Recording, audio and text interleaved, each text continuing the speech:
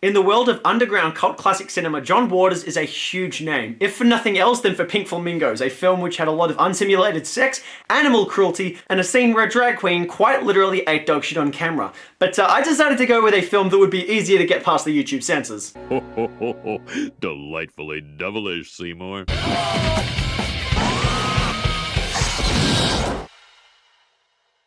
Yes, everybody, welcome back to Delightfully Devilish, the show where we discuss films that all at once meet the criteria of being the good, the bad, and the ugly. I'm your host, Jukebox Harry, and today we are looking at the second last feature film to have been directed by John Waters to date. Cecil B. Demented is a 2000 black comedy film, with the title alluding to iconic Hollywood filmmaker Cecil B. DeMille, and the name itself, Cecil B. Demented, actually being a nickname that was given to John Waters after an interview he had given. The film is also loosely based on the life of Patty Hearst, the granddaughter of business magnate William Randolph Hearst, who was kidnapped by the Symbionese Liberation Army and later joined forces with them. The film cost $10 billion to produce, but only had returns of about $2 million, and the reviews were mixed, with a lot of people saying the film didn't live up to its potential, and that it didn't have the power to shock by modern standards. Now, I have seen 7 John Waters films to date, and I do have to say that I don't think I'm typically the audience he's shooting his movies for. I was not particularly fond of Pink Flamingos, Serial Mom, Cry Baby, or Pecker. I thought that the energy in his films were good, the sense of humor was cool, and I liked the characters, but I found the stories a bit lacking. Now, Hairspray, I thought that one was okay, and Polyester, that one I really enjoyed. Then there's today's film, which is a strange and eccentric one to say the least, but I decided it was good enough for me to keep my DVD copies, so let's dive on in. Miss Whitlock is every inch a movie star. Every inch. Now, remember those words. I hear she's really a nice person. Look at this dump of a town. So that was a fucking lie. Melanie Griffith leads the film as Hollywood star Honey Whitlock. Well, did you try the steamed crabs? They're red and really tasty. No, I did not. I'm not interested in any kind of meal that you have to beat with a fucking mallet wearing some stupid kind of little bib. I watched this film when I was very young. This was the first time I'd ever seen a John Waters film, and the thing that really stood out for me about this film was Melanie Griffith's performance. Something about it felt so right, yet so wrong at the same time. While families of mutants gawk in my face. No, thank you. She really does look the part of a classic Hollywood actress, but with that shrill, disagreeable voice, she does not feel like one. I'm so excited. I don't believe that. Would you look at the tits on her? Holy shit, that's Adrian Grenier from Entourage. This film features several Hollywood stars before they were in their prime, including 2 who would go on to earn Oscar nominations, but this guy stood out for me primarily because not only do I enjoy Entourage, but I actually met this guy working at a festival last year. I can vouch, he's a really nice guy in person. You asked the hotel manager if Pat Nixon had sex in my room. Melanie Griffith is convincing, except when she has to talk or act. She's so suitable yet so terrible. I thought you needed to know. I was kidding, Libby. Yes, there is a difference between kidding and acting, and I just don't think you know what that is. Good luck, Miss Whitlock. Oh, did you hear what that little bitch just said to me? She didn't know. In show business, we say break a leg, never fucking good luck. Hey, settle down, honey. With a voice like yours, you're gonna need all the good luck you can get. A white fucking limousine! Nobody'll know. We're in Baltimore. Do I look like Liberace's goddamn boyfriend, for Christ's sake? You look like Julianne Moore if she was dipped in a thin layer of candle wax. Do I look like a coke dealer? You look like a coke dealer's best customer. Do I look like I... Alright, no one cares what you look like, just shut the fuck up. You might also recognize the limo driver as Michael Shannon, now an Oscar-nominated major Hollywood star, as is Maggie Gyllenhaal. 7:02 p.m. When the word is given, we will seize the cinema.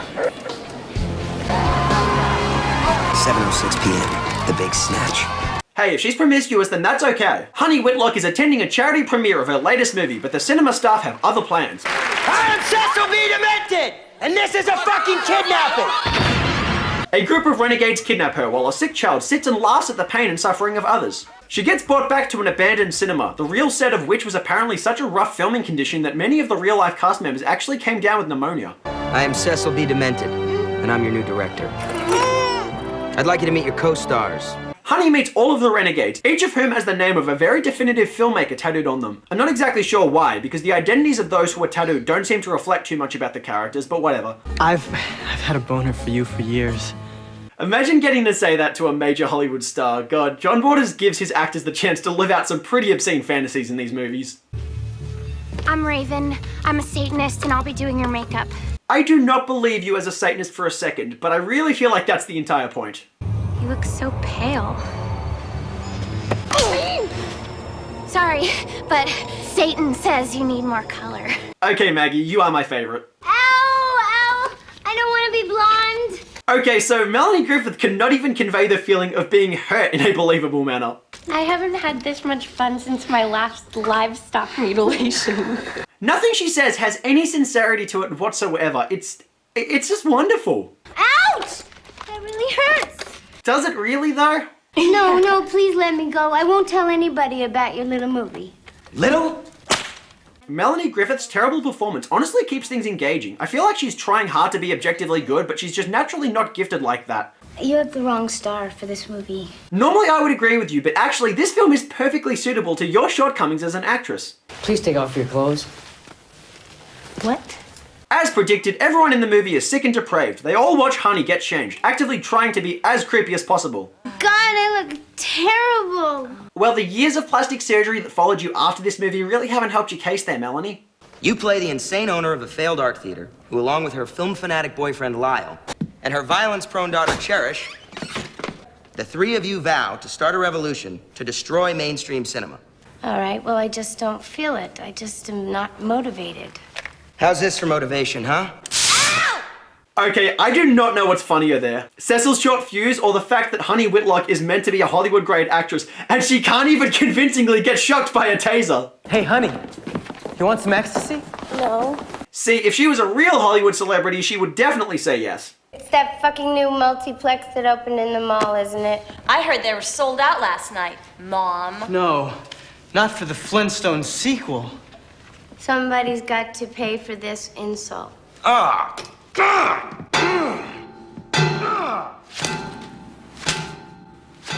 From the empty seats of every good movie. Interestingly enough, Melanie Griffith apparently got on really well with John Waters during filming. She plays such a terrible person and someone that's difficult to work with, but apparently this contrasts her real-life persona very heavily.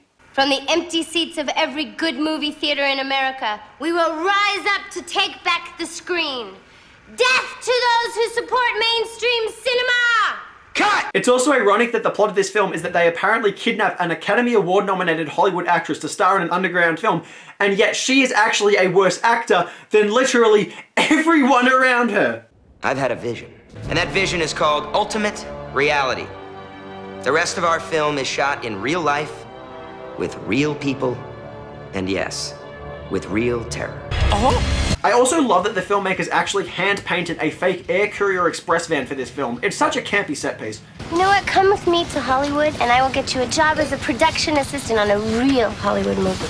Tell me about Mel Gibson's dick and balls. I'm not gonna lie, I'm genuinely curious about that myself now. Also, I think it's hilariously ironic that Michael Shannon is in this film, and even though it's such an anti-Hollywood film, this actor would go on to appear in Pearl Harbor the next year. One of the best examples of Hollywood at its most shameless and commercially greedy. Please don't make me do this scene. Look, your Hollywood system stole our sex and co-opted our violence, so there's nothing left for our kinds of movies. Now here's one gripe I have with this film. Cecil B. Demented raises some fair points about the nature of greed in the Hollywood system and how it limits creative expression, but most of this commentary is just delegated to brief lines of dialogue that would rather exploit the concepts for punchlines instead of actually trying to find any commentary in the undercurrent of them. Vandalize the movies! Bring back the dream!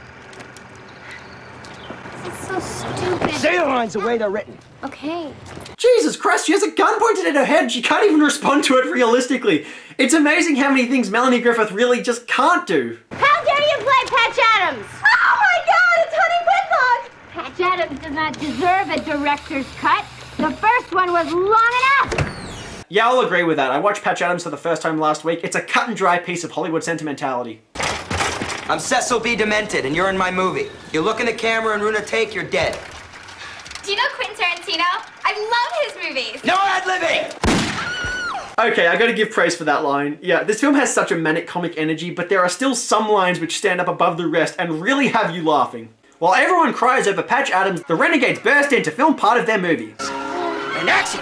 You don't have to like this movie. You're a victim of advertising! You've been manipulated by press agents. I actually stopped at this moment to contemplate how the plot of the film within the film is supposed to be strung together. But I think the entire idea is that they're literally just going around performing acts of vandalism and terrorism against the mainstream cinematic crowd and filming it. Because in the end, that's actually what the film itself is. No budget! Let's go, Erin. You want some? It's the Satan thing. Maggie Gyllenhaal's ridiculously campy performance perfectly encapsulates so many of the negative stereotypes about wannabe white goth girls. You want some crack? I most certainly do not, Lyle. How can you be a drug addict in the new millennium? It's so retro. The year that this film came out, Melanie Griffith actually went to rehab for a painkiller addiction. She also had a very much publicized issue with drug addiction back in the early 1980s. So I don't know if this is hypocrisy or if this is self-referential. But, you know, I guess that's up to you to figure out. The movie's going great, Mom. Going great?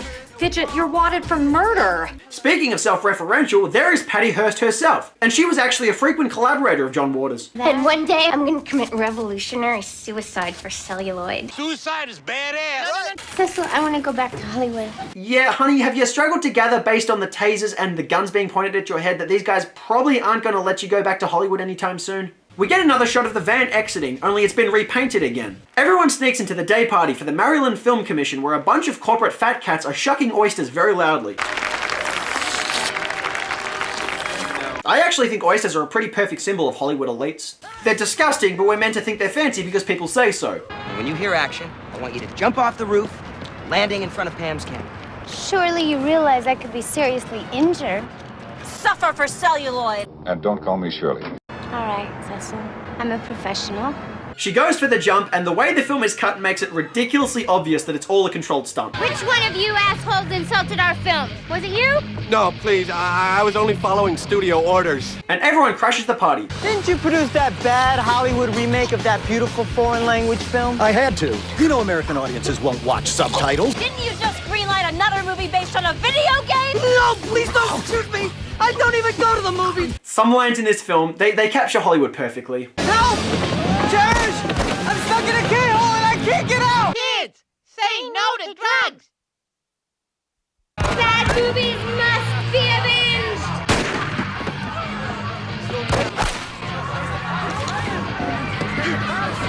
Are we supposed to think this guy was shot or not? I genuinely cannot tell. Things culminate in a massive shootout and Honey gets arrested, but in comes our heroes to save her.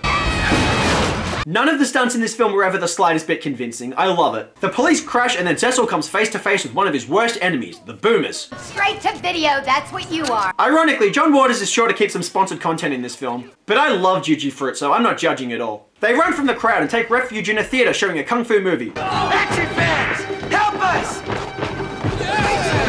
Okay, I'm definitely going to give this film a lot of extra points for glorifying the action crowd, simply because I thought this film was going to mock us. But no, John Waters knows who his audience is and he knows how to please them. Drink every time a hilariously unconvincing stunt happens. The slash and burn of the white hot metal will brand you forever with the logo of Cecil B. Demented. Wear the privileged scar of cinema sainthood with pride and horniness. Oh yeah, and feel free to drink every time the word horny gets said in this movie. I'm not going to show it all, but it gets said a lot. Like, it's a bit overused, honestly. Then there's a gimmicky but kind of meaningless scene where everyone screams lines of random eccentric dialogue while getting branded with Cecil's mark, and Honey stands in the background being completely emotionless about it all. I feel like this scene perfectly contrasts the nature of Melanie Griffith as an actress with everyone around her. All the young renegades have charisma, but her, an Oscar nominee, she's just empty. And if you want a reminder of it, here's Honey's ex-husband getting interviewed on TV about her. I was married to Honey Whitlock for 7 years. And I'm not a bit surprised what a nut she really is. Oh, thanks a lot. I feel nothing. Satan loves you, honey. And so do I. This line serves a nice contrast to a familiar line from the film Orgasmo. Jesus and I love you, Joe. Jesus and I love you too, Lise. Looks like both ends of the religious stick are getting satirized in underground cinema. Honey Whitlock, you are a disgrace to the entire Hollywood community.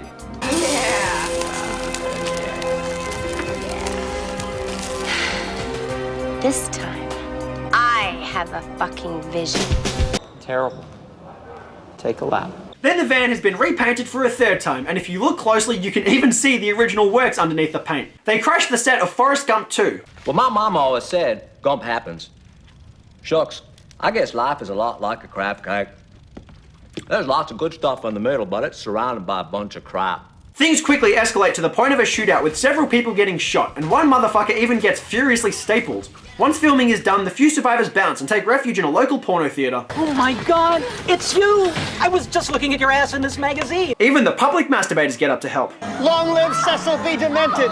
A friend of pornography! Things culminate with the crew crashing a Honey Whitlock movie screening at a drive-in theater. Kill the bitch! She never could have! Her career is over! Hey! No! Hey, bad reviews can't hurt me now. Yeah, we're beyond the critics' reach. Who cares what anybody thinks about our movie? Except Satan. I imagine the writing process behind this character was literally take random piece of small talk, add reference to Satan. That's just all she does. They want to use you for market testing. Right, They want to detain some of you and put you in focus groups. But I won't let them! Because I don't believe in phony life-affirming endings! I would rather die than change my movie! The crowd goes to cheer as Cecil talks Honey into setting her hair on fire for the film, and one of the locals even carves Honey's initials into his head. Ironically, those are my initials too, although I like to emphasize the J for my middle name. I'm ready for my close-up, Mr. Demented. Okay, you definitely had to see that line coming a mile away. Everyone starts to pretend like Honey has actually just set her hair on fire, even though it could not honestly be less convincing. Oh, fuck, I love it. The artificiality of all the stunts in this movie are just wonderful. With principal photography completed, everyone has a massive celebratory orgy. Then the police bust in. You're under arrest, Honey Whitlock. I get the hilariously fake stunt, but if you watch closely, Cecil barely even knocks the police officer. So this is actually a pretty hollow gesture in reality. Hands in the air, show's over. Honey, it's okay, we finished the film. And the film ends as Honey gets arrested, becoming both a martyr for underground cinema and a controversial Hollywood figure. Is Cecil B. Demented a good film? No. Well, yes. Cecil B. Demented is one of those films which has a lot right and yet a lot wrong with it, and the main problem boils down to the story. Although John Waters presents an edgy and anti-establishment concept for the film, most of the themes are minimized to a series of monologues delivered by a few select characters. It becomes more of a comedic gimmick for the film than a source of actual satire and commentary. The film becomes a bit repetitive as it shows the character storming one location, making a fuss, running away, going home to regroup, and then doing it all over again. And there is no character development that comes from all this. The film pretends like Honey Whitlock progresses from a Hollywood socialite to an underground renegade, but there is no sense of growth because Melanie Griffith is flat from start to finish. And the film goes in circles until out of the blue we're in a drive-in theater where the film has failed to build up to anything and it predictably fails to offer much of a payoff. Honey sets her hair on fire and that's about it. Things end abruptly and you're likely to walk away feeling like this film really didn't have much of a goal in mind with its message. The idea of a major Hollywood star turning into an underground cinematic terrorist is actually a really cool concept. You can do a lot with it. But this film doesn't. It ends up being all edge and no point. There are no rules in outlaw cinema, Miss Whitlock. Only edges. We believe technique to be nothing more than failed style. It has ambitious ideas, eccentric characters, and plenty of naughty language, but this all feels tame in comparison to John Waters' previous works. The man has shown some pretty obscene and shocking things on camera before, but this film, it really lacks the panache and punch of his finer works. Nonetheless, as an experience, I definitely enjoyed watching the movie, and that's the most important thing, because Cecil B. Demented has such a kind of manic energy about it that it's easy to get captivated. The edgy nature of the film's dark and violent concept is played for comic effect, with John Waters' highly campy style of filmmaking. Though the film is brief, it's also short and sweet, and it moves along with brisk pacing. Everything is completely ridiculous, from the gimmicky characters and their soap opera dialogue to the artificial stunts and shameless sense of humor. Even if the film is more about the journey than the destination, the writers are funny, occasionally intense, and thoroughly energetic, which encourages the actors to go all out and shameless. Above all, Cecil B. Demented should appeal to fans of John Waters' movies simply for its love of camp, something that he perfectly describes in his cameo appearance on The Simpsons. It's camp! The tragically ludicrous? The ludicrously tragic? Oh, yeah, like when a clown dies. Well, sort of. It's an appropriately ridiculous film that criticizes Hollywood while still being downright silly enough not to condone the behavior of its characters. And from a stylish perspective, everything about Cecil B. Demented functions. The costumes are colorful, the sets are decorated with appropriate detail to match Waters' keen eye for imagery, and the soundtrack is badass and intense. And when it comes to the cast, it looks like nearly everyone is having a wild time on this film. Stephen Dorff makes an intensely charismatic case as the titular character, delivering all his lines with an undying passion of fury against the Hollywood system. I was very convinced by him as the character. He had a dark sense of sincerity which really empowered the role. Maggie Gyllenhaal is delightfully hilarious against type as the satanic pixie girl, and both Adrian Grenier and Michael Shannon also bring a massive comedic punch to the film. But of course, Melanie Griffith, she's the standout performer in this movie. Melanie Griffith gives a truly one-of-a-kind performance in Cecil B. Demented, which is unlike anything I've ever seen from any other actor before. She does everything, yet does nothing at the same time. She looks the part perfectly, but her voice sounds so wrong. She engages with the manic energy of the film, yet feels completely uninvolved at the same time. She is both bereft of charisma, yet full of passion all at once. It's difficult to really put her performance into words, but since this film is the embodiment of camp, her performance feels perfectly suitable. Melanie Griffith gives one of the best and worst performances of her career in Cecil B. Demented, and the fact that she earned a Golden Raspberry Award nomination is just perfect, because that serves as both praise and criticism for the film. It emphasizes that the film is trash and that the acting is different to what Hollywood demands. But that's the entire point. It's a glorious testament to camp and being anti-Hollywood. So that nomination is an honor and not an insult. Cecil B. Demented gets 5 flaming hairdos out of 10. It lacks the satirical commentary and shock value of John Waters' finer films, but with the efforts of a passionate cast, a brisk pace, and a hilarious sense of campy energy, Cecil B. Demented is a fun, guilty pleasure which has plenty of rewatch value. And that does it for today's episode of Delightfully Devilish, you guys. If there are any movies you want to see me discuss on this show, please leave them in the comment section below. If you want to see more episodes of this show, please hit that subscribe button. Otherwise, until next time, I've been your host, Jukebox Harry. Peace!